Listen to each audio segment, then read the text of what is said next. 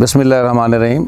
ज़फ़र वाघा मेरा नाम है और मुल्तान तहसील सदर में बस्ती मुलूक हमारी रिहाइश है। और मैं जो है ना कहना चाहिए सेकंड जनरेशन से हम काटन जिनिंग के कारोबार से वाबस्ते हैं और हम ये चाहते हैं कि पाकिस्तान में जो है ना काटन को फ़रोग़ मिले और ये किसान के लिए वायबल हो और उससे पूरे स्टेक होल्डर का भी फ़ायदा होगा। और जो हमारी मुल्की इकॉनमी है और जो इस वक्त उसकी सूरत हाल है तो उसको बेहतर करने के लिए जो कपास है वो इंतहाई अहम फसल है।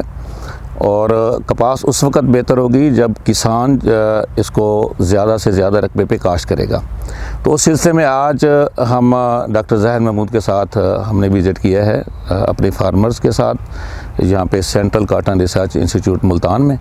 तो यहाँ पे हमने कपास की वैराइटीज़ देखी हैं और बड़ा दिल खुश हुआ है कि यहाँ पे जो है ना कपास के जो फील्ड हैं वो 50 मन एंड अबव जो है उनकी प्रोडक्शन जो है ना एक्सपेक्ट कर रहे हैं। यहाँ पे पिकिंग एक हुई है और अभी कपास जो खड़ी है।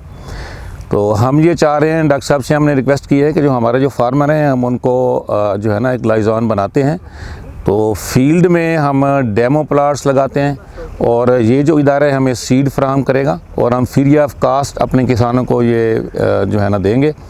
और इसमें हम टेक्सटाइल सेक्टर को भी बीच में शामिल करते हैं।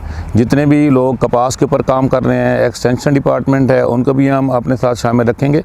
और हमारी ये कोशिश होगी कि मुल्क की जो पैदावार है कपास के हवाले से उसको बढ़ाने में किरदार अदा किया जाए और सारे जो स्टेक होल्डर हैं उनको एक पेज के ऊपर लाया जाए।